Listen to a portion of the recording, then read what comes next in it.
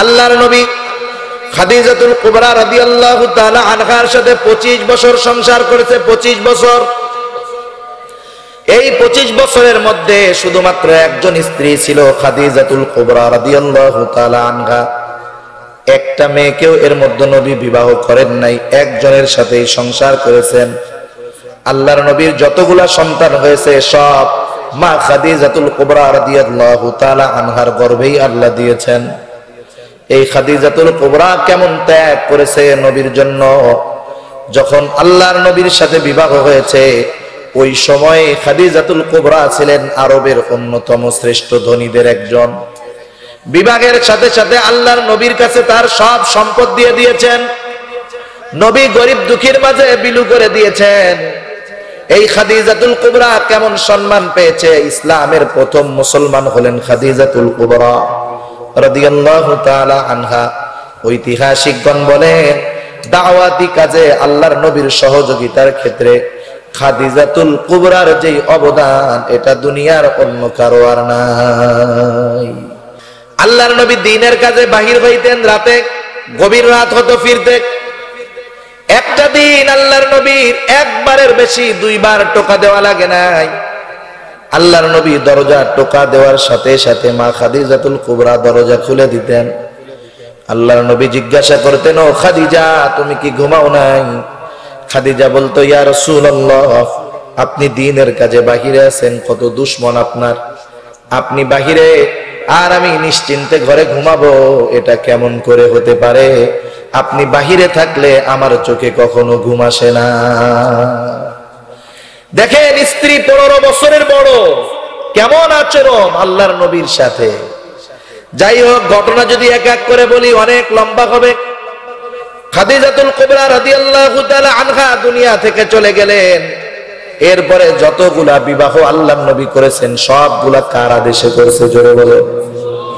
আল্লাহর নবী খাদিজাতুল কুবরার ব্যাপারে এমন পাগল ছিলেন, একদিন ঘরের মধ্যে বসে আছেন।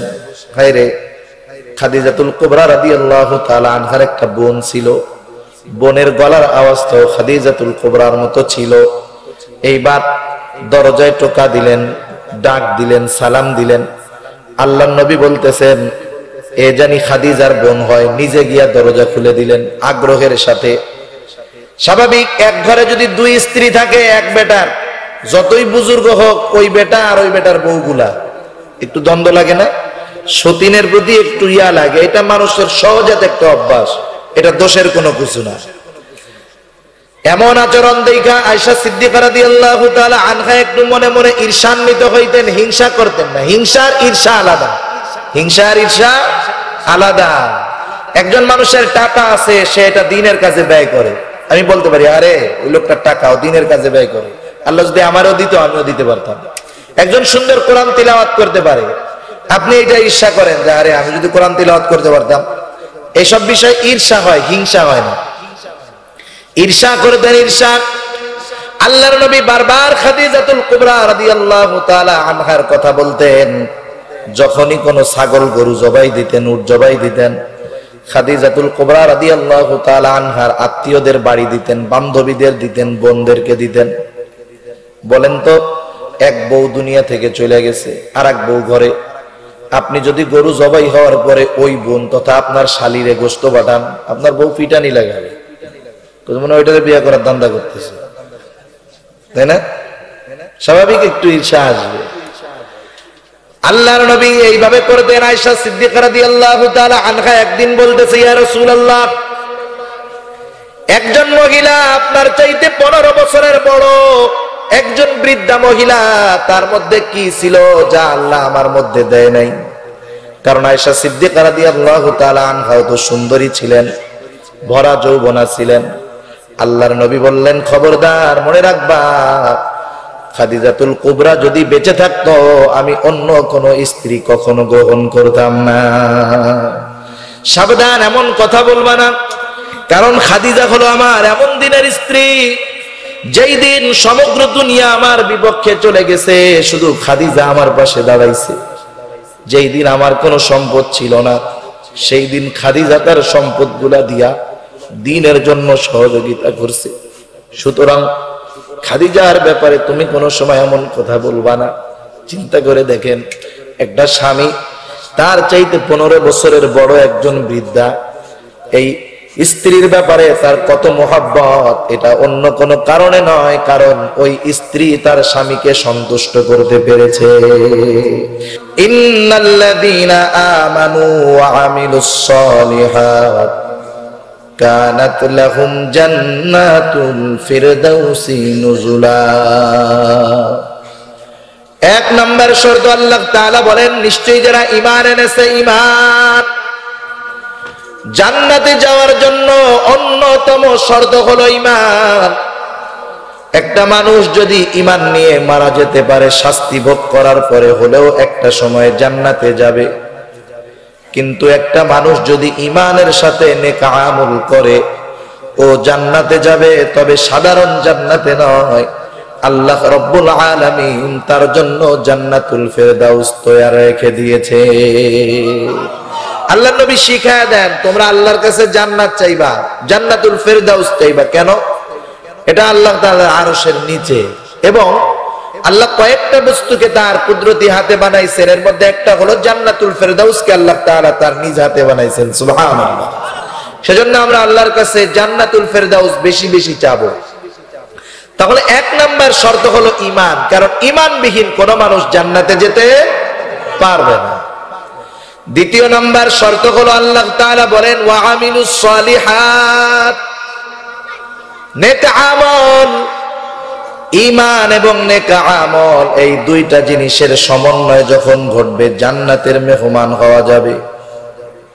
ঈমান, এটা এক নম্বরে হতে হবে পরিশুদ্ধ ঈমান, বিশ্বাস হতে হবে পরিশুদ্ধ বিশ্বাস। যেমন আমি বিশ্বাস করি আমার স্রষ্টাকে, আওয়াজ দিয়ে বলেন, আরো জোরে বলেন, আমার স্রষ্টাকে, আমার রিজিক দাতাকে। কারণ আল্লাহ হলেন রাজ্জাক, সম্মান দেওয়ার মালিককে, সন্তান দেওয়ার মালিককে। আমি যদি এই বিশ্বাসগুলা শুধু মুখে বললাম এমনটা নয়, আমার কাজে কর্মে সব কিছুর মধ্যে যদি পাওয়া যায়, তাহলে বোঝা যাবে আমার ঈমানটা আসলে ঠিক আছে। দুইটা জিনিসের সমন্বয় প্রয়োজন, তা না হলে পরিপূর্ণ মুমিন হওয়া যায় না, পরিপূর্ণ আত্মসমর্পণকারী হওয়া যায় না। কারণ কোরআনুল কারীমের মধ্যে আল্লাহ তাআলা বলেন, তুমি মুসলমান না হয়ে মৃত্যুবরণ করো না।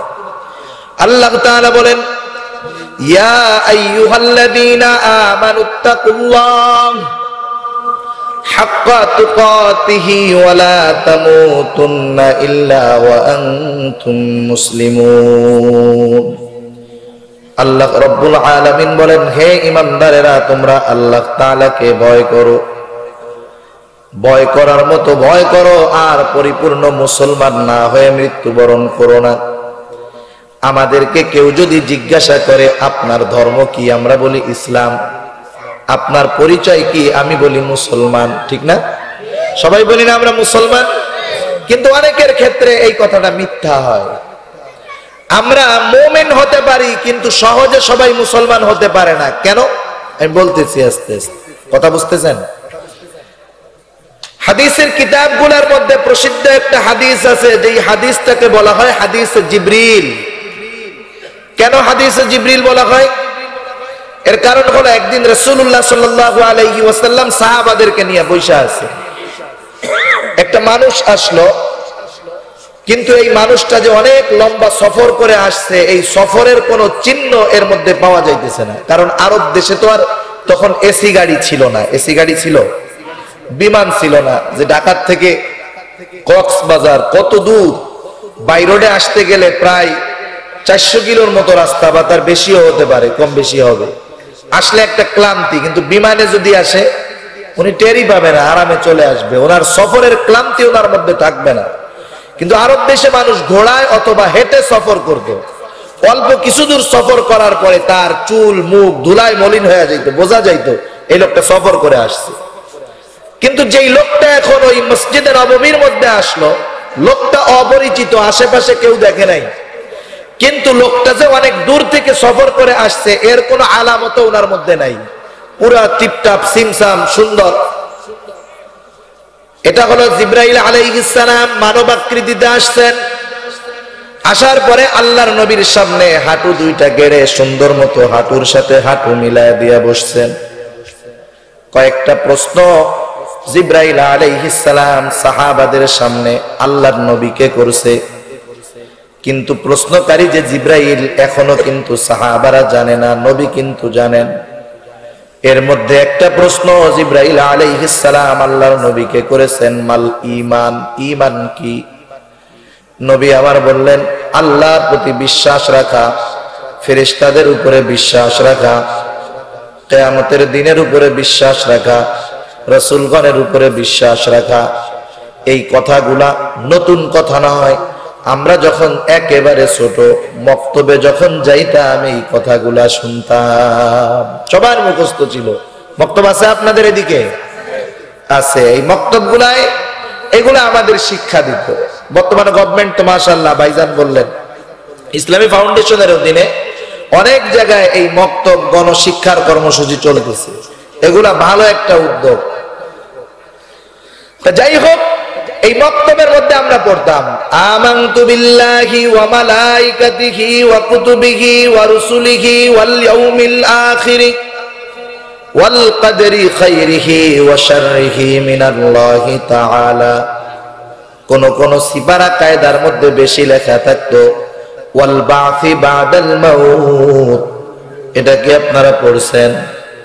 আমরা এই কথাগুলাই বলতাম, আমানতু বিল্লাহ, আমি ঈমান এনেছি আল্লাহ তাআলার উপর, ওয়া মালাইকাতিহি, ফেরেশতাগণের উপর, ওয়া কুতুবিহি, কিতাবসমূহের উপর, ওয়া রুসুলিহি, রাসূলগণের উপর, ওয়াল ইয়াউমিল আখির, কিয়ামতের দিনের উপর, ওয়াল কদরি খাইরিহি ওয়া শাররিহি মিনাল্লাহি তাআলা, তাকদীরের ভালো মন্দ যে আল্লাহ তাআলার পক্ষ থেকে হয় এটার উপর, ওয়াল বাসি বাদাল মাউত, মৃত্যুর পরে পুনরায় পুনরুজ্জীবিত হওয়ার উপর ঈমান আনলাম। তাহলে এই বিষয়গুলোকে বিশ্বাস করার নাম হলো ঈমান। যেই লোক এগুলাকে বিশ্বাস করে এর নাম হলো মুমিন। কথা বুঝছেন? সবাই বিশ্বাস করি না আমরা? তাহলে আমরা সবাই মুমিন হলাম, মুমিন। কিন্তু আমি বলেছিলাম সবাই মুমিন কিন্তু সবাই মুসলমান না। কেন মুসলমান নয়? দ্বিতীয় প্রশ্ন হযরত জিবরিল আলাইহিস সালাম আমার আপনার নবীকে বলতেছেন, মাল ইসলাম, ইসলাম কি? এবার আমার আপনার নবী বললেন, ইসলাম হলো নামাজ কায়েম করা, ইসলাম হলো রোজা রাখা, হজ করা, যাকাত দেওয়া, তথা আল্লাহ তাআলা যেটা আদেশ করেছেন সেটা করা, যেটা নিষেধ করেছেন সেটা থেকে বিরত থাকা, এটাই হলো ইসলাম। এই কাজটা যেই মুমিন করে সেই মুমিন হয়ে যায় মুসলমান। কথা বুঝছেন? এবার আমারে জবাব দেন, সমাজে মুমিন বেশি না মুসলিম বেশি? না না, আপনাদের এলাকার সব মানুষ নামাজ পড়ে। তাহলে এই আলোকে সমাজের মধ্যে মুমিন হয় দুই প্রকারের। কয় প্রকার? এক নাম্বার, মুমিন নামাজ পড়ে না, রোজা রাখে না, হজ করে না, যাকাত দেয় না, মিথ্যা বলে, সুদ খায়, ঘুষ খায়, দোকানদারি করে, ওজনে কম দেয়, সোয়াবিন তেলে ভেজাল মিশায়, মিথ্যা বলে, এমন লোক বেশি না কম? এইটা মুমিন, তবে মুসলমান নয়। এটা হলো ফাসিক মুমিন তথা গুনাহগার মুমিন। কিন্তু আমাকে হতে হবে মুসলমান। আমাকে যদি মুসলমান হতে হয় যত নেক আমল আছে সবগুলা আমাকে করতে হবে। এজন্য আল্লাহ তাআলা জান্নাতে যাওয়ার জন্য দুইটা শর্ত দিলেন। এক নাম্বার ঈমান, দুই নাম্বার ওয়া আমিলুস সালিহাত। তার মানে মুমিন মুসলমান হতে হবে আমাকে। আমি যদি মুমিন মুসলমান তথা ঈমানের সাথে নেক আমল করতে পারি তাহলে আল্লাহ রাব্বুল আলামিন আমার জন্য জান্নাতুল ফেরদাউস তৈরি করে রাখছে।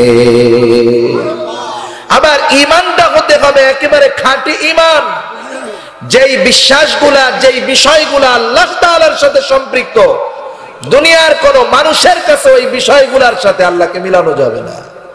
যেমন আমাদের দেশে আলহামদুলিল্লাহ এদিক দিয়ে কক্সবাজার অনেক ভালো, বাংলাদেশের অন্যান্য জায়গায় চট্টগ্রাম, সিলেট, ওই সব জায়গায় মাজারপন্থী শিরক এইগুলা বেশি। এমন এমন জায়গা আছে যে মানুষ আল্লাহ তাআলা সন্তান দেওয়া না দেওয়ার মালিক হলেন আল্লাহ, ঠিক কিনা বলেন? মানুষেরা এত জঘন্য পরিবেশ, এত জঘন্য অবিশ্বাস তাদের অবস্থা ভিতরে ঢুকে গেছে। মহিলা পেট খালি করে মাজারের সাথে মিশায় আর বলে বাবা একটাই সন্তান দাও, একটাই সন্তান দাও। লোকটা বলার সাথে সাথে ওর ঈমান চলে গেছে, ঠিক কিনা বলুন?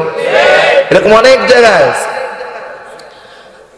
ওলিয়া উলিয়াদের কবর থাকবে, আমরা মাঝে মধ্যে সুযোগ হলে জিয়ারত করতে যাব, কিন্তু মনে রাখতে হবে কোন মাজারকে জিয়ারত করার উদ্দেশ্যে কোন সফর করা জায়েজ নাই। কেউ যদি এই নিয়তে যায় আমি শাহজালালের মাজার জিয়ারত করতে যাব, গুনাহ হবে। কেউ যদি বলে আমি বাইজিদ বুস্তামির মাজার জিয়ারত করার জন্যই যাচ্ছি, গুনাহ হবে। আপনি চিটাগাং যাইতেছেন, আল্লাহর ওলির মাজার এমনি গেছেন, অসুবিধা নেই। দুনিয়ার 3টা মসজিদে শুধুমাত্র জিয়ারতের নিয়তে যাওয়া যায়, বাইতুল্লাহ, মসজিদুল আকসা এবং মসজিদে নববী। এই 3টা জায়গায় আপনি জিয়ারতের নিয়তে যাইতে পারবেন। খালি নিয়ত করে যান যে আমি মক্কার মসজিদ দেখতে যাব, সওয়াব হবে, সওয়াব।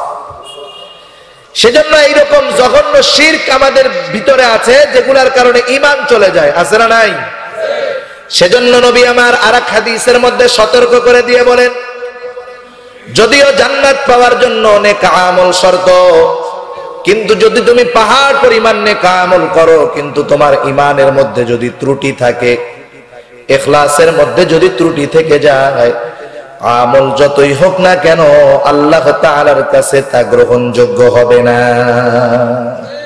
আপনি যদি নদীর থেকে পানি আনতে যান কিন্তু কলসির তলাটা ফুটা, আপনি ড্রাম ড্রাম পানি ঢাললে এক সময় ওই তলা দিয়ে সব বের হয়ে যাবে। আর একজনের ছোট্ট একটা গ্লাস নিয়ে গেছে, এটা ফুটাও না কিন্তু পুরা ভালো। কলসওয়ালা দেখে কয় আমি এত পানি নিয়ে পারি না, আর তুমি একটু গ্লাস নিয়ে আসছো। আপনি বললেন চল দুইজনে পানি ভরে নিয়ে যাবো, যারটা টিকবে সেই আসল। ও কলস ভরে রওনা দিছে, আপনি গ্লাস ভরে রওনা দিচ্ছেন, আস্তে আস্তে ফুটা কলসির পানি সব শেষ, আপনি তো গ্লাস নিয়ে চলে আসছেন। কারণ কি? আপনার পাত্র ভালো। কি ভালো? পাত্র ভালো, যতটুকু রাখছেন ততটুকুই আছে, কমে নাই। এজন্য নবী আমার জানায় দেন, তোমার ঈমান নামক পাত্রটা ভালো করো। আখলিস দীনাকা ইয়াকফিকাল আমালুল কলিল, তোমার ঈমানটা খাঁটি করো, অল্প আমল নাজাতের জন্য যথেষ্ট হবে। তা না হলে কি হবে? আমল অনেক করবা, ইখলাসের মধ্যে ত্রুটি, ওই আমলগুলা কিয়ামতে তোমাকে জান্নাতে নিতে পারবে না, বরং অনেকের আমল তার জাহান্নামে যাওয়ার কারণ হয়ে দাঁড়াবে।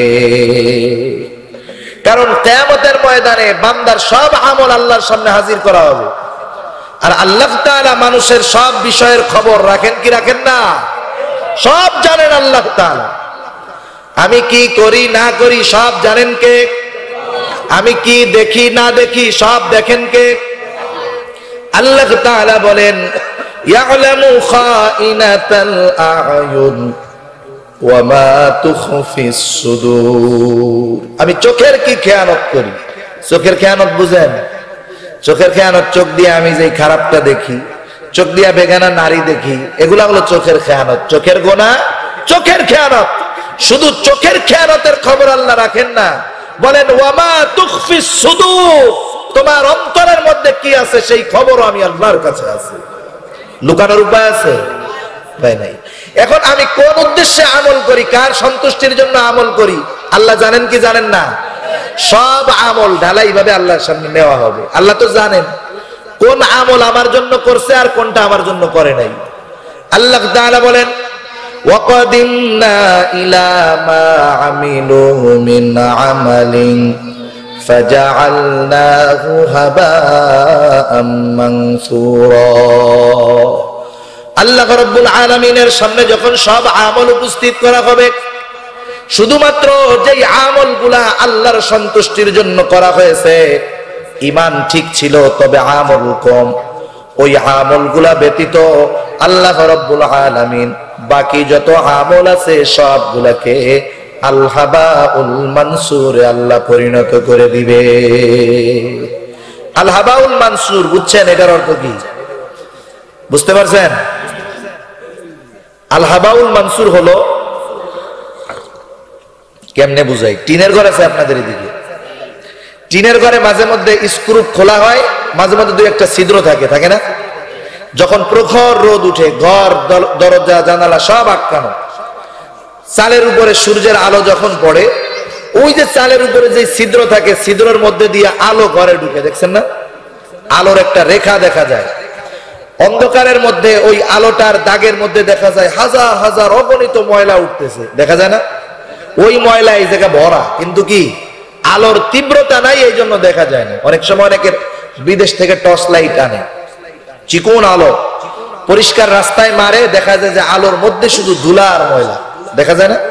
এই ময়লা এই জায়গায় আছে কিন্তু দেখা যাইতেছে না, এমন ধ্বংস, এমন ক্ষুদ্র ধুলা এইগুলা। আল্লাহ তাআলা বলেন ওদের আমল গুলাকে এইরকম ধুলায় পরিণত করে দেওয়া হবে যে সেটা দেখতেও পারবে না, তারা একবারে নিশ্চিহ্ন করে দিবেন আল্লাহ তাআলা। হাদিসের মধ্যে আসছে, নবী আমার বলেন, হযরত আবু হুরায়রা রাদিয়াল্লাহু তাআলা আনহু হতে বর্ণিত হাদিস, আল্লাহর নবী বলেন কিয়ামতের দিন সর্বপ্রথম তিন শ্রেণীর মানুষকে আল্লাহ তাআলা হিসাবের জন্য ডাকবেন। এক নাম্বার, একজন শহীদকে আল্লাহ তাআলা ডাকবেন, শহীদ রক্তাক্ত অবস্থায় আল্লাহর সামনে উপস্থিত হয়ে যাবে। ওই লোকটাকে আল্লাহ তাআলা জিজ্ঞাসা করবে, কি ব্যাপার, এই অবস্থা কেন?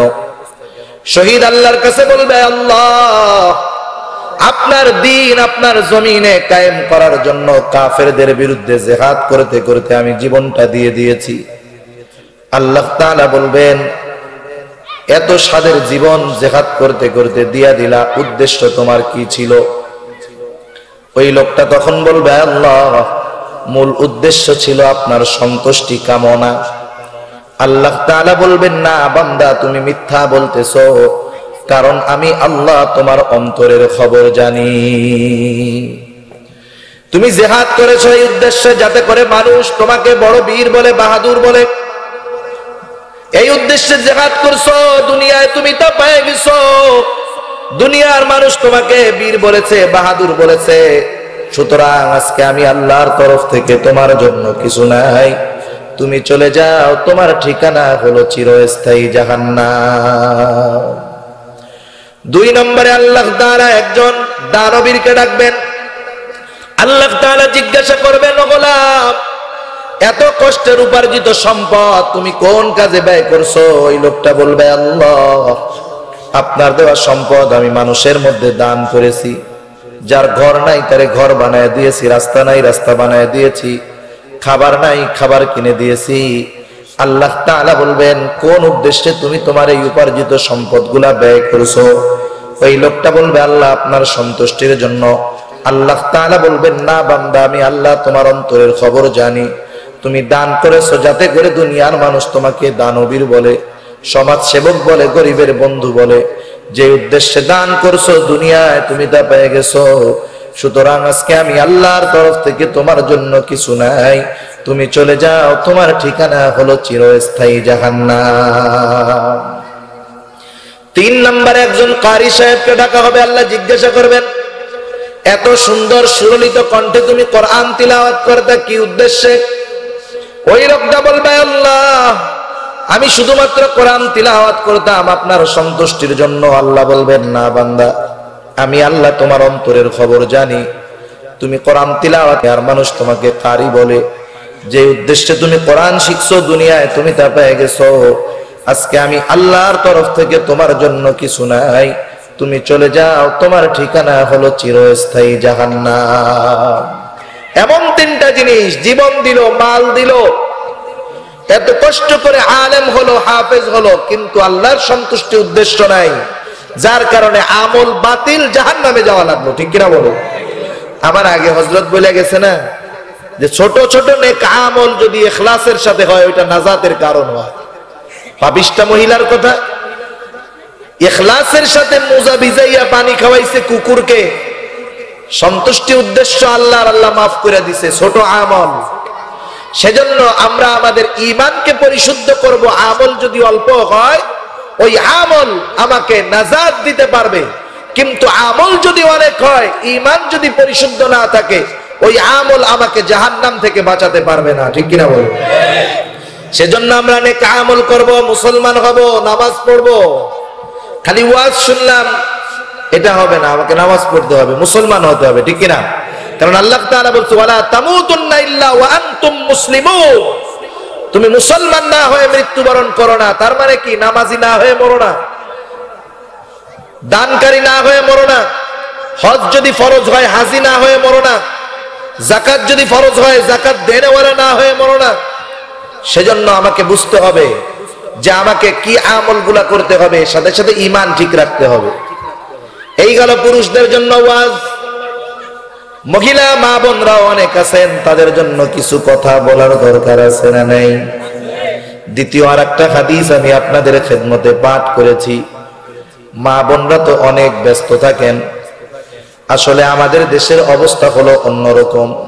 আমাদের সামনে থাকে পুরুষ শ্রোতা।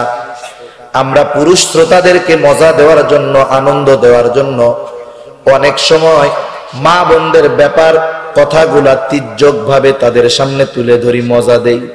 করে না এরকম? অশালীন কথা বলি আমাদের মা বোনদের সম্পর্কে, ওয়াজের ময়দানে বসে বলে। এমন লোক আছে না নাই? ইসলাম আমার মা বোনদেরকে সম্মান দিয়েছে, তাদেরকে সম্মান দিয়ে কথা বলতে হবে, কারণ তারা মায়ের জাতি, ঠিক কিনা বলেন? সেজন্য যেই সমস্ত মানুষ মা বোনদেরকে নিয়ে উল্টাপাল্টা কথা বলে সামনের শ্রোতাদেরকে মজা দেয়, এরা ইসলামকে নিয়ে রহস্য করে, কৌতুক করে, ঠিক কিনা বলেন? এ সুযোগ ইসলাম আমাকে আপনাকে দেয় নাই। আমার আপনার মা বোনদের কল্যাণ কিসে আছে সেই ধরনের কথা তাদেরকে বলতে হবে, তাদেরকে সম্মানের সাথে কথা বলতে হবে, যেখানে ইসলাম, আল্লাহ এবং তার রাসূল মা বোনদেরকে সম্মান দিয়েছেন। জাহেলিয়াতের সময় মা বোনরা তো পণ্য ছিল, কিন্তু ইসলাম এসে এদেরকে মাতৃত্বের সম্মান দিয়েছেন, মায়ের মর্যাদা দিয়েছে, ঠিক কিনা বলেন? একজন মা, একজন নারীর পাওয়ার কতটুকু? এক ছেলে এসে বলতেছে আমার মা, আমার মায়ের ব্যাপারে আমার কতটুকু হক। প্রথমে কার? আল্লাহর নবী বলতেছে তোমার মা। এরপরে আমার উপরে দায়িত্ব কার? তোমার মার। তারপরে কার? তোমার মার। তারপরে কার? বলে তোমার বাবা আর সবার। ইসলাম মাকে মায়ের সম্মান দিয়েছে। শুধু তাই নয়, ইসলাম প্রতিটা স্টেপ বাই স্টেপ আমার আপনার মা বোনদের জন্য নিরাপত্তার ব্যবস্থা করেছে, ঠিক কিনা বলে? দেখেন, একটা মেয়ে যখন দুনিয়ায় আসে, জাহেলিয়াতের সময় যখন মেয়ে হতো তখন মানুষেরা মনে করতো যদি মেয়ে হয় তাই মানুষে আমারে কি বলবে, লজ্জায় এই জীবন্ত মেয়ে শিশুকে তারা দাফন করে ফেলতো, মাটি চাপা দিয়ে ফেলতো। ইসলাম এসে বলল না, তোমার প্রথম সন্তান যদি কন্যা হয় তুমি সৌভাগ্যশীল। সুবহানাল্লাহ। শুধু তাই না, আল্লাহর নবী বললেন যার দুইটা মেয়ে আছে, এই দুইটা মেয়েকে দিন শিক্ষা দিল, দিনদার বানালো, দুইটা দিনদার ছেলের সাথে বিবাহ দিয়ে দিল, সে দুইটা জান্নাতের মালিক হয়ে গেল। আর একজন সাহাবী হয়তো তার মেয়ে দুইটার বেশি ছিল, ও চিন্তা করতেছে গায়রে মেয়ে তো তিনটা, দুইটার কথা বললো, তিনটার কথা তো আর বলে নাই। আল্লাহর নবী বললেন, আল্লাহর নবীকে সে জিজ্ঞাসা করলো ইয়া রাসূলুল্লাহ যদি তিনটা হয়, বলে সে যদি তিনটা মেয়েকে দিন শিক্ষা দেয় আর তিনটা দিনদার পাত্রের হাতে তুলে দেয় তাহলে সে তিনটা জান্নাতের মালিক হয়ে গেল। যতগুলা হবে ততগুলা, যতগুলা হবে ততগুলা, কোনো অসুবিধা নেই। কত সম্মান নারীকে আল্লাহ তাআলা দিয়েছে। এই মেয়ে যখন জন্ম নিবে দুনিয়ায়, এই মেয়েটার বিবাহ হওয়ার আগ পর্যন্ত এই মেয়ের সব কিছুর ব্যবস্থাপনা, নিরাপত্তা, খাদ্য, বস্ত্র, চিকিৎসা, বাসস্থান, নিরাপত্তা, সব কিছুর দায়িত্ব তার বাবার, ঠিক কিনা বলুন? যখন এই মেয়েটার বিবাহ হবে, সে স্বামীর ঘরে যাবে, এইবার ওই স্বামীর উপরে তার খাদ্য, বস্ত্র, চিকিৎসা, বাসস্থান সহ নিরাপত্তার দায়িত্ব স্বামীর। স্বামী দুনিয়া থেকে চলে গেছে, আল্লাহ তাআলা একটা সন্তান দিয়েছে। বার্ধক্যকালে যখন এই মহিলা স্বামী নাই, ইসলাম এবার তার সন্তানকে বলতেছে এই সন্তান, এই মার খাদ্য, বস্ত্র, চিকিৎসা, বাসস্থান, সকল প্রকার নিরাপত্তার দায়িত্ব হলো তুমি সন্তানের। এত সিকিউরিটি এবং সেফটি দিয়েছে ইসলাম নারীকে, এত সম্মান দিয়েছে নারীকে। আমাদের দেশে অনেক সময় কোনো মেয়ের বিবাহ হওয়ার পরে কোনো কারণে যদি বিবাহ বিচ্ছেদ ঘটে, মানে সে যখন বিধবা হয়, বিধবা হওয়ার পরে যখন সে পুনরায় বাবার বাড়ি আসে, আমাদের সমাজের অনেক মানুষ খারাপ মনে করে, ঠিক কিনা বলেন? অনেক বাবা কন্যাটারে তখন একটু বোঝা মনে করে, অনেক ভাই বোনটাকে খারাপ মনে করে। না না, ইসলাম এটা বলে নাই।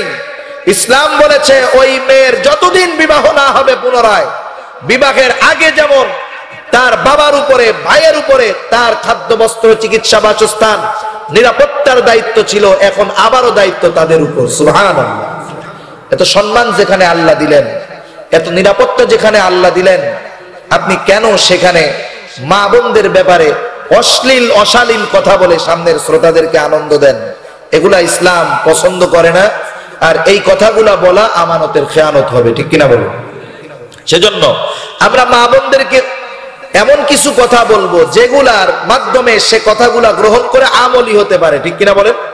আমি যদি প্রথম তারিখ খুশাই, তার বদনাম বলি, তাকে নিয়ে হাস্যরস করি, এরপরে যদি আমি তাকে নসিহতমূলক কথা বলি, ও তো আমার উপর আগে রাইগে আছে যে হুজুর কত খারাপ, হুজুর কত জঘন্য অশালীন কথা আমাদেরকে নিয়ে বললো, তখন আমার ভালো কথাগুলোও তাদের ভালো লাগবে না। এটা স্বাভাবিক, তার মেন্টালিটি চেঞ্জ হয়ে যাবে। কিন্তু যখন আমি দরদ নিয়ে, মায়ের সম্মান নিয়ে তাকে কথা বলবো, বোন বোন মনে করে আমি যখন তাকে কথাগুলা বলবো, তখন সে আমার কথাগুলা ভাই হিসাবে নিবে। আমি যখন মা মনে করে কথাগুলা তাকে বলবো, সে আমাকে সন্তান মনে করে আমার কথাগুলা গ্রহণ করবে। হয়তো সব কথা মানতে পারবে না, একটা দুইটা কথা হলেও আমল করবে, ঠিক কিনা বলো? সেজন্য আমরা মা বোনদের ব্যাপারে সম্মান রেখে কথা বলতে হবে। যেখানে ইসলাম এবং আমার আপনার নবী মা বোনদেরকে সম্মান দিয়েছেন, আমাকে তো দিতেই হবে, ঠিক কিনা বলেন? এখন এই মা বোনদের জন্য কোন ধরনের আমল? আল্লাহর নবী মা বোনদের ব্যাপারে অনেক কিছু আমলের কথা বলেন নাই, কারণ তারা তো সর্বদা সওয়াবের কাজের মধ্যে থাকে। 3 বেলা স্বামীর জন্য রান্না করে, এটা তার জন্য নফল ইবাদত। স্বামীর মা বাবার খেদমত করে, নফল ইবাদত। সন্তান দুনিয়ায় আসছে, লালন পালন করে, দুধ পান করায়, এটা তার জন্য নফল ইবাদত। সেই জন্য তার অনেক নফল ইবাদতের প্রয়োজন নাই। নবী আমার বলেন, কোন রমণী যদি 4টা বিষয়ের প্রতি খেয়াল রাখে, এই রমণীর প্রতি আল্লাহ রাব্বুল আলামিন এমন সুযোগ দিয়ে দেয়, এই রমণী জান্নাতের 8টি দরজার যেই দরজা দিয়ে খুশি, সেই দরজা দিয়ে এই রমণী জান্নাতে ঢুকতে পারবে। আল্লাহর নবী বলেন, 1 নাম্বার, ইদা সাল্লাতিল মারআতু খামসাহা, যেই রমণী 5 ওয়াক্ত নামাজ যথাসময়ে আদায় করে। কয় ওয়াক্ত নামাজ? 5 ওয়াক্ত নামাজ।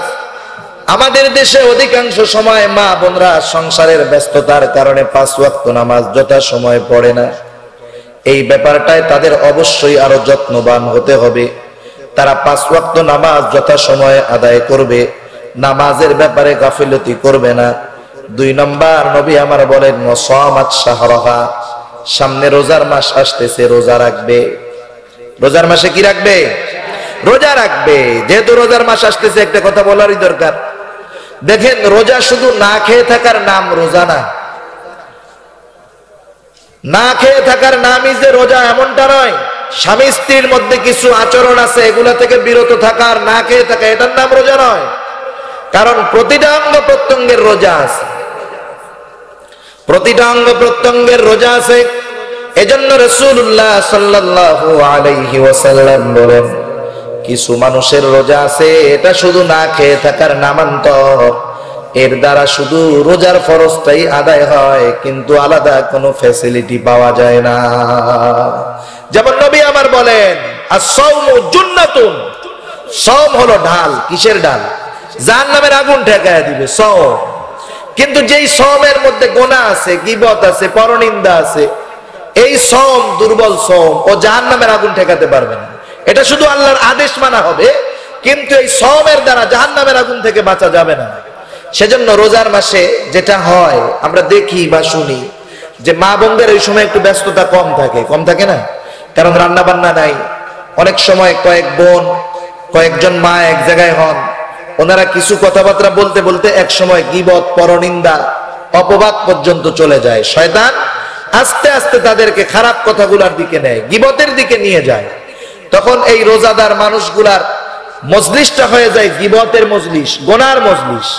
এই বিষয় থেকে আমার মা বোনদেরকে সতর্ক থাকতে হবে যে আমরা রোজার মাসে যখন সময় পাবো, শুধু না খেয়ে থাকবো কেন? অন্যান্য সময় ব্যস্ততার কারণে কোরআন খতম দেওয়ার সুযোগ হয় না। এই রোজার মাসে আমরা একটু বেশি বেশি কোরআন তিলাওয়াত করব। রোজার মাসে বেশি বেশি দুরুদের আমল করব, তাসবিহ তাহলিল পাঠ করব। আমি আমার সওয়াবের পাল্লাকে ভারী বানাবো। বরং অধিকাংশ ক্ষেত্রে হয় কি, মা বোনরা এক জায়গা হওয়ার পরে গীবতের মজমা যখন জমায়ে দেয়, যার গীবত করা হয় তার গুনাহগুলা সে নিয়ে তার সওয়াবগুলা গীবত যার করে তারে দিয়া দেয়। আর লস হয় না, লস হয় না। এজন্য মা বোনরা রোজার মতো রোজা রাখতে হবে। নবী আমাদেরকে ওই রকম রোজা রাখার কথা বলছেন যেই রোজা হবে চোখের গোনা মুক্ত। বলেন তো, আমি যদি চাই আমার রোজাটা চোখের গোনা মুক্ত হবে, টেলিভিশনের সামনে বসা যাবে নাকি? জোরে বলেন, যাবে। তাহলে রোজা রাখলাম, টেলিভিশনে কিছু দেখবো না, আমি পুরুষ বাহিরে গেছি বেগানা নারীর দিকে তাকাবো না, জবানের গোনা করব না। জবানের গোনা হলো গীবত, জবানের গোনা হলো মিথ্যা, জবানের গোনা হলো পরনিন্দা। এইগুলা আমি কখনো করব না। চোখকে গোনার থেকে বাঁচাবো, জবানকে গোনার থেকে বাঁচাবো, হাত পা অঙ্গ প্রত্যঙ্গকে গোনার থেকে বাঁচাবো। এরপরে যদি আমি না খেয়ে থাকি, রোজা রাখি, এই রোজা এমন রোজা হবে যেই রোজা আমাকে জাহান্নামের আগুন থেকে বাঁচায় দিবে। এই জন্য মা বোনরা এরকম রোজা রাখবো। ছেলেরা তো রোজা রাখবেই, আর পুরুষ মানুষ যখন বাহিরে যায় রোজা রেখে পরিশ্রম যখন করে, ক্ষুধা বাড়ে, যখন ক্ষুধা বেশি থাকে, দুর্বল থাকে, তখন গুনার প্রতি আগ্রহ থাকে না। এজন্য রাসূলুল্লাহ সাল্লাল্লাহু আলাইহি ওয়াসাল্লাম যুবকদেরকে বলেন, হে যুব সম্প্রদায়, তোমরা বিবাহ করো, যাদের বিবাহের উপযুক্ত হয়েছে বিবাহ করো, যদি বিবাহের অ্যাবিলিটি না থাকে রোজা রাখো। রোজা রাখলে কি হয়? ক্ষুধা থাকে, দুর্বল থাকে, তখন গুনাহ করার প্রতি আগ্রহ হয় না। এজন্য মা বোনরা যে রোজার মতো রোজা রাখবে, ওয়াহাসানাত ফারজাহা, যে তার সতীত্বের হেফাজত করবে। সতীত্বের হেফাজত কিভাবে করবে? সাথে একটা লাঠি নিয়ে ঘুরবে নাকি? সতীত্বের হেফাজত কিভাবে করতে হবে ইসলাম তাকে শিখায় দিয়েছে। সতীত্বের হেফাজত হবে শরীয় সম্মত পর্দার মাধ্যমে। আজকে তো কিছু মানুষ মা বোনদেরকে পর্দার ব্যাপারে অনুৎসাহিত করে, পর্দাকে সেকেলে বলে। পর্দা করলে নাকি নারীর স্বাধীনতা হরণ করা হয়। আসলে তা নয়। ইসলাম নারীকে দামি মনে করে, এই জন্যই ইসলাম নারীকে ঢেকে চলতে বলে। আপনি যখন আপনার স্ত্রী গহনা পরে বের হবে, স্বর্ণের গহনা, অর্নামেন্টস করে বের হবে, সে কি তার স্বর্ণের গহনাগুলা কাপড়ের উপর দিয়ে ঝুলায় রাখে নাকি? যদিও গহনা পরে বাহিরে বের হওয়ার সময় গয়নাগুলো জানি বাইরের মানুষ না দেখে এই চিন্তা করে। কারণ কোন মানুষটা ছিনতাইকারী বলা যায় না। ঢাকা শহরে ছিনতাই হয় কেমনে? কানের দুল ঝুলায় রাখছে, ছিনতাইকারী দৌড় দিয়ে এক টান দিয়ে কান ছিঁড়া গহনা নিয়ে দৌড় দিয়ে চলে যায়, ধরার উপায় নেই। এটা ছিনতাই কেন হলো? এটাও দেখতে পারছে এই জন্য, ঠিক কিনা বলেন?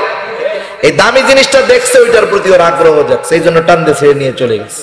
কিন্তু এটা ঢেকে ঢেকে রাখলে দেখতো না। কিন্তু ঢেকে রাখার কারণে স্বর্ণের দাম কি কমে যায় নাকি? এরকম নিয়ম আছে নাকি কোথাও যে আপনি 10 ভরি স্বর্ণ আছে, এটা যদি আপনি আপনার ঘরের খুব গোপন স্থানে সিন্ধুকের মধ্যে রাখেন, তাইলে এই স্বর্ণের ভরি 42,000 ছিল, এত ভিতরে রাখছেন কেন? এটার দাম এখন 20,000 টাকা। হ্যাঁ, এরকম হয়? দাম কমে? দাম কমে না, বরং যদি আপনি বাইরে রাখেন এটা চুরি হয়ে যাওয়ার আশঙ্কা আছে। অনুরূপ ভাবে যেই মা যেই বোন পর্দা করে, আল্লাহর কসম তার দাম কমে না বরং বেড়ে যায়, ঠিক কিনা বলেন? তার দামটা আল্লাহ বাড়ায় দেয়, মানুষের চোখে তার সম্মান বেড়ে যায়। আর যেই মহিলা যেই মেয়ে তার সৌন্দর্যকে প্রকাশ করে বাহিরে চলে, সেই টিজিং এর শিকার হয়। অনেক সময় এর চাইতেও জঘন্য অপরাধ সংগঠিত হয়ে যায়। সেজন্য মা বোনদেরকে ইসলাম দামি সম্পদ মনে করে, মা বোনদেরকে ইসলাম দামি মনে করে, এই জন্য পর্দার ভিতরে থাকতে বলে। আল্লাহর কসম, স্বাধীনতা হরণ করার জন্য নয়। সম্প্রতিকালে কয়েক বছর আগে একজন জাপানি বোন মুসলমান হয়েছে। মুসলমান হওয়ার আগের থেকেই সে পর্দা করত। তার সাক্ষাৎকার নেওয়া হয়েছে। সে সাক্ষাৎকার দেওয়ার পরে বলেছে, ইসলাম গ্রহণের পূর্বেই আমি পর্দা করতাম, প্র্যাকটিস করছি পর্দার মধ্যে এসে আমি আমার সম্মান, আমি আমার নিরাপত্তা এতটা পেয়েছি। আমি যখন চলতাম আমার স্বামীর সাথে থাকলেও আমি এতটা নিরাপত্তা পেতাম না। আমি একা চলি শরীয় পর্দার সাথে। এখন মনে হয় আমার স্বামীর সাথে থাকার কারণে আমি আগে যেই নিরাপত্তা বোধ করতাম না, এখন তার চাইতে আরো বেশি নিরাপত্তা বোধ মনে করি আমি। সুবহানাল্লাহ বলেন। তাহলে পর্দা নারীর সেভের ব্যবস্থা করেছে, নিরাপত্তার ব্যবস্থা করেছে, সম্মানের ব্যবস্থা করেছে। কারণ রাসূলুল্লাহ সাল্লাল্লাহু আলাইহি ওয়াসাল্লামের জামানা আর পর্দা এটা হলো অভিজাত নারীদের প্রতীক। যেই নারীরা বেপরদায় চলতো এদেরকে খারাপ মহিলা অথবা দাসী মনে করতো আগের মানুষ। অভিজাত পরিবারের মহিলারা পর্দায় চলতো, আপনারা দেখছেন কিনা জানি না, গ্রাম অঞ্চলে অনেক আগে ছিল এখন নাই। বংশীয় ঘরের মেয়েরা কেমনে বের হইতো পালকির মধ্যে, ওই পালকি আবার কাপড় দিয়া ঢাকা থাকতো, কত ঢেকে বের হইতো। রিক্সা 3-4টা পর্দা দিয়ে ঘিরা, এরপরে রিক্সায় যাইতো। এটা অভিজাত্যের প্রতীক, সম্মানের প্রতীক, নিরাপত্তার প্রতীক, ঠিক কিনা বলো? সেজন্য ইসলাম চায় নারীর নিরাপত্তা, ইসলাম চায় নারীর সম্মান। আর জাহেলিয়াতের এই কালচারকে পুনরায় আধুনিক ভাবে আমাদের সামনে আনার জন্য কিছু নারীবাদী নামের শয়তান মা বোনদেরকে স্বাধীনতার কথা বলে বেপরদায় নিতে চায়, ঠিক কিনা বলো? শুনেন, আমরা বলি যে নারী ছিল ভোগের পণ্য, আগের কথা বলা হয়, আধুনিক সমাজেও তাই। কি করে? আপনি একটা সাবান, একটা পেস্ট যেখানেই যান, শহরের বড় বড় বিলবোর্ড, আমার মতো হুজুর দিয়া ভরা, কি বলেন? হ্যাঁ, শহরে বড় বড় বিলবোর্ড দেখছেন না, নাই কক্সবাজার শহরে? ওই বিলবোর্ডের মধ্যে হুজুরের ছবি দেওয়া। কার ছবি দেওয়া? সাবানের গায়ে কার ছবি? শ্যাম্পুর গায়ে কার ছবি? পেস্টের গায়ে কার ছবি? টিস্যু পেপারের গায়ে অনেক ছবি দিয়ে রাখছে। কারে দিয়ে ব্যবসা করতেছে? নারীকে আধুনিক পদ্ধতিতে ব্যবসা করাইতেছে, তারে দিয়া ভোগের পণ্য বানায় ফেলছে। তাহলে বুঝেন, এটা বুঝে না। মডেলিং এর নামে এদেরকে সামনে এনে এদেরকে দিয়ে ব্যবসা করে যাইতেছে। কক্সবাজার বড় বড় হোটেল আছে, রিসিপশনে আছে না? কেন? সুন্দর চেহারার মেয়েদেরকে কেন রাখছে? তার ক্লায়েন্ট জানি আকৃষ্ট হয়ে আবার এখানে আসে। বুঝেন নাই? এগুলা শয়তানের ফাঁদ, এগুলা তাদেরকে দিয়ে ব্যবসা করাইতেছে। অথচ ইসলাম বলে না, নারী থাকবে ঘরের মধ্যে রানীর মতো, আর পুরুষ মানুষ গোলামের মতো খাইটা এনে নারীর হাতে দিবে, ঠিক কিনা বলেন? ইসলাম এটা করাতে চায়, আর নারী বলে তুমিও যা করবা আমিও তাই করবো। এটা আধুনিক সুরতে জাহেলিয়াতের আগমনের একটা পদ্ধতি। আজকের নারীবাদী নামের শয়তানরা এগুলা করতেছে, ঠিক কিনা বলেন? সেজন্য আমার মা বোনদেরকে বুঝতে হবে যে আপনার নিরাপত্তা এবং সম্মান যদি চান, আল্লাহর রাসূল বলছে ওয়াহাসসানাত ফারজাহা, সেই নারী তার সতীত্বের হেফাজত করবে। 4 নাম্বার, এইবার যখন ওই বোনটার বিবাহ হয়ে যাবে, স্বামীর আনুগত্য করবে। স্বামীর আনুগত্য কোন পর্যন্ত করবে? মেয়েটা দিনদার, স্বামী যদি বলে চলো আজকে পার্টিতে যেতে হবে অমুক হোটেলে, ওইখানে আমার ফ্রেন্ডরাও থাকবে, তোমাকে বেপরদায় যাওয়া লাগবে, এই ক্ষেত্রে কি আনুগত্য করবে নাকি? কারণ নবী আমার বলেন লা তাআতা লিমাখলুকিন ফি মাসিয়াতিল খালিক, আল্লাহ তাআলার নাফরমানি করে দুনিয়ার কোন মানুষের ইতাআত করা এটার বৈধতা নাই। তথা স্বামীর যত ভালো কাজের আদেশ আছে এগুলার আনুগত্য করবে। যেই বৈধ কাজগুলা করলে স্বামী খুশি হয় এগুলা করবে। কিন্তু স্বামী যদি এমন কিছু বলে যাতে গুনাহ হবে, আল্লাহ এবং তার রাসূল বেজার হবে, এমন কোন কাজ মা বোন করবে না, এটার প্রতিবাদ করবে, ঠিক কিনা বল? ইসলাম তাকে অধিকার দিয়েছে যে কোন স্বামী যদি তাকে এমন কিছু বলে যেটা শরীয়ত পরিপন্থী, এই ক্ষেত্রে সে প্রতিবাদী রূপে স্বামীর সামনে আবির্ভূত হতে পারবে। এ ব্যাপারে ইসলাম তাকে অনুমতি দিয়েছে, এটা মনে রাখতে হবে আমাকে। আর স্বামীর সাথে সদাচরণ করবে। স্বামী যদি দিনদার হয় আর এই স্বামী যদি তার স্ত্রীর আচরণে খুশি হয়ে যায়, আল্লাহর নবী বলেন এই রমণীর জন্য আল্লাহর তৈরি জান্নাত তৈরি রয়েছে। সেজন্য মা বোনরা স্বামীর সাথে ভালো আচরণ করব, তাহলে স্বামীর কাছে প্রিয় হওয়া যাবে। শুধু চেহারা দিয়ে প্রিয় হওয়া যায় না, সৌন্দর্য দিয়ে প্রিয় হওয়া যায় না। যায়? জোরে বলেন যায়? যায় না। কেন যায় না দেখেন, খাদিজাতুল কুবরা রাদিয়াল্লাহু তাআলা আনহার বয়স 40, আমার আপনার নবীর বয়স 25। রাসূলুল্লাহ সাল্লাল্লাহু আলাইহি ওয়াসাল্লামকে আল্লাহ তাআলা দুনিয়ার শ্রেষ্ঠ পৌরসত্ব দান করেছেন। আল্লাহ তাআলা দুনিয়ার শ্রেষ্ঠ আখলাক আমার আপনার নবীকে দান করেছেন। আল্লাহর নবীকে প্রস্তাব দেওয়া হয়েছে, কাফেরেরা বলছে মুহাম্মদ তুমি চুপ করে বসে থাকো, লা ইলাহা ইল্লাল্লাহর দাওয়াত দিবা না, আরবের সমগ্র সুন্দরী নারীগুলা তোমার পায়ের কাছে এনে রাখা হবে। বিশ্বনবীকে প্রস্তাব দেওয়া হয়েছে। আল্লাহর নবী প্রস্তাব তো মানবেনই না, ডিনাই করছেন না। তামাম জাহান দুনিয়া যদি আমার পায়ের সামনে এনে দাও তবু আমি আমার দাওয়াতি কাজ থেকে একটুও পিছনে যাব না। একটা সময় খাদিজাতুল কুবরা রাদিয়াল্লাহু তাআলা আনহার সাথে আল্লাহর নবীর বিবাহ হলো। ইতিহাস তো লম্বা, এটা বলা উদ্দেশ্য না। বয়স 40, আল্লাহর নবীর বয়স 25, পুরাপুরি যুবক। আর খাদিজাতুল কুবরা রাদিয়াল্লাহু তাআলা আনহা তখন প্রৌঢ়ত্বে চলে গেছে। আল্লাহর নবী খাদিজাতুল কুবরা রাদিয়াল্লাহু তাআলা আনহার সাথে 25 বছর সংসার করেছে। 25 বছর। এই 25 বছরের মধ্যে শুধুমাত্র একজন স্ত্রী ছিল, খাদিজাতুল কুবরা রাদিয়াল্লাহু তাআলা আনহা। একটা মেয়েকেও এর মধ্যে নবী বিবাহ করেন নাই, একজনের সাথেই সংসার করেছেন। আল্লাহর নবীর যতগুলা সন্তান হয়েছে সব মা খাদিজাতুল কুবরা রাদিয়াল্লাহু তাআলা আনহার গর্ভেই আল্লাহ দিয়েছেন। এই খাদিজাতুল কুবরা কেমন ত্যাগ করেছে নবীর জন্য। যখন আল্লাহর নবীর সাথে বিবাহ হয়েছে ওই সময় খাদিজাতুল কুবরা ছিলেন আরবের অন্যতম শ্রেষ্ঠ ধনীদের একজন। বিবাহের সাথে সাথে আল্লাহর নবীর কাছে তার সব সম্পদ দিয়ে দিয়েছেন। নবী গরিব দুঃখীর মাঝে বিলু করে দিয়েছেন। এই খাদিজাতুল কুবরা কেমন সম্মান পেয়েছে। ইসলামের প্রথম মুসলমান হলেন খাদিজাতুল কুবরা রাদিয়াল্লাহু তাআলা আনহা। ঐতিহাসিকগণ বলেন দাওয়াতি কাজে আল্লাহর নবীর সহযোগিতার ক্ষেত্রে খাদিজাতুল কুবরার যে অবদান এটা দুনিয়ার অন্য কারো আর নাই।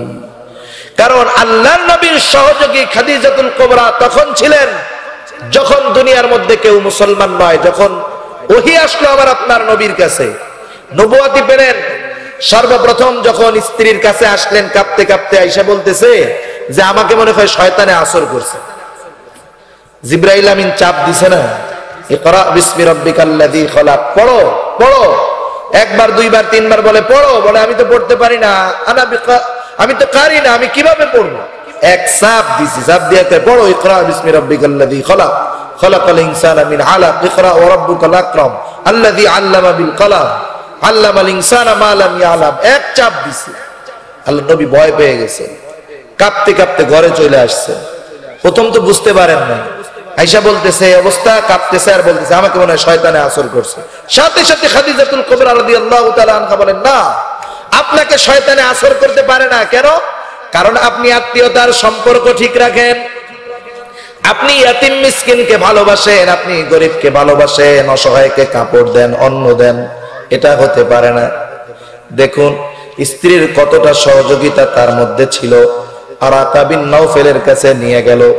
যখন ঘটনা বর্ণনা করলো, আরাকা বিন নাওফেল খাদিজাতুল কুবরা রাদিয়াল্লাহু তাআলা আনহার চাচতো ভাই, উনি বলতেছেন শুনেন, আপনার কাছে ওই পবিত্র জিনিসটা আসছে যেটা নবী মুসার কাছে আসতো, মানে জিবরাইল আলাইহিস সালাম। আপনার উপরে অনেক বিপদ আসবে, মানুষেরা আপনাকে বিতাড়িত করে দিবে, কষ্ট দিবে। আরাকা বিন নাওফেল বলেন হায় রে, আমি যদি তখন বেঁচে থাকি আপনার সহযোগী হব। কিন্তু বেচারা কিছুদিন পরে মারা গেল। দেখুন এত বিপদের কথা শুনে আসার পরেও ঘরের স্ত্রী একটু বিচলিত হন নাই, বরং প্রতিটা পদক্ষেপে খাদিজাতুল কুবরা আমার আপনার নবীকে সব সময় আশ্বাস দিয়েছেন, সান্ত্বনার বাণী দিয়েছেন, সহযোগী হিসাবে থেকেছেন। কেমন সহযোগিতা করছেন দেখেন। এই সহযোগিতার ফলে আল্লাহ রাব্বুল আলামিন জিবরাইল মারফত খাদিজাতুল কুবরার জন্য সালাম পাঠাইছেন। সুবহানাল্লাহ, আল্লাহ সালাম পাঠাইছে। স্বামীর ইতাআত কেমন করছে। আল্লাহর নবী দিনের কাজে বাহির হইতেন, রাতে গভীর রাত হতো ফিরতে। একটা দিন আল্লাহর নবীর একবারের বেশি দুইবার টোকা দেওয়া লাগে নাই। আল্লাহর নবী দরজা টোকা দেওয়ার সাথে সাথে মা খাদিজাতুল কুবরা দরজা খুলে দিতেন। আল্লাহর নবী জিজ্ঞাসা করতেন, ও খাদিজা তুমি কি ঘুমাও নাই? খাদিজা বলতো, ইয়া রাসূলুল্লাহ আপনি দিনের কাজে বাহিরে আছেন, কত দুশমন আপনার, আপনি বাহিরে আর আমি নিশ্চিন্তে ঘরে ঘুমাবো, এটা কেমন করে হতে পারে? আপনি বাহিরে থাকলে আমার চোখে কখনো ঘুম আসে না। দেখেন স্ত্রী 15 বছরের বড়, কেমন আচরণ আল্লাহর নবীর সাথে। যাই হোক, ঘটনা যদি এক এক করে বলি অনেক লম্বা হবে। খাদিজাতুল কুবরা রাদিয়াল্লাহু তাআলা আনহা দুনিয়া থেকে চলে গেলেন। এরপরে যতগুলা বিবাহ আল্লাহর নবী করেছেন সবগুলা কার আদেশে করেছে? জোরে বলে।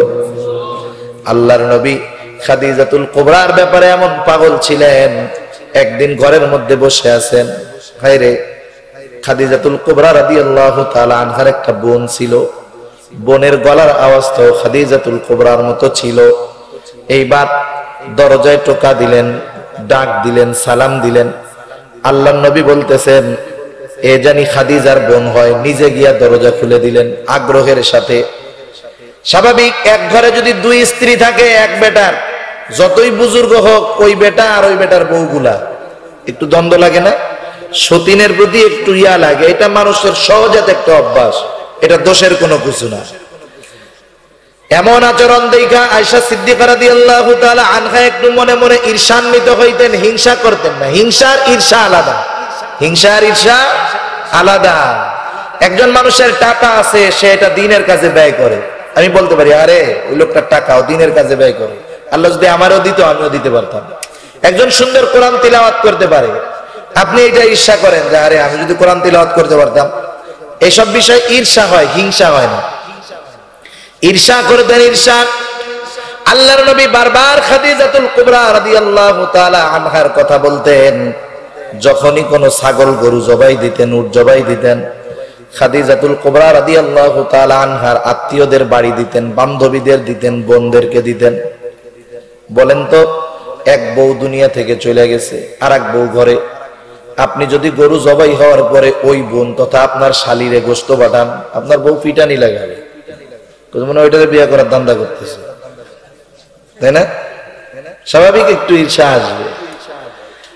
আল্লাহর নবী এইভাবে করতেন। আয়েশা সিদ্দিকা রাদিয়াল্লাহু তাআলা আনহা একদিন বলতেছে ইয়া রাসূলুল্লাহ, একজন মহিলা আপনার চাইতে 15 বছরের বড়, একজন বৃদ্ধা মহিলা, তার মধ্যে কি ছিল যা আল্লাহ আমার মধ্যে দেয় নাই? কারণ আয়েশা সিদ্দিকা রাদিয়াল্লাহু তাআলা আনহা তো সুন্দরী ছিলেন, ভরা যৌবনা ছিলেন। আল্লাহর নবী বললেন খবরদার, মনে রাখবা খাদিজাতুল কুবরা যদি বেঁচে থাকতো আমি অন্য কোন স্ত্রী কখনো গ্রহণ করতাম না।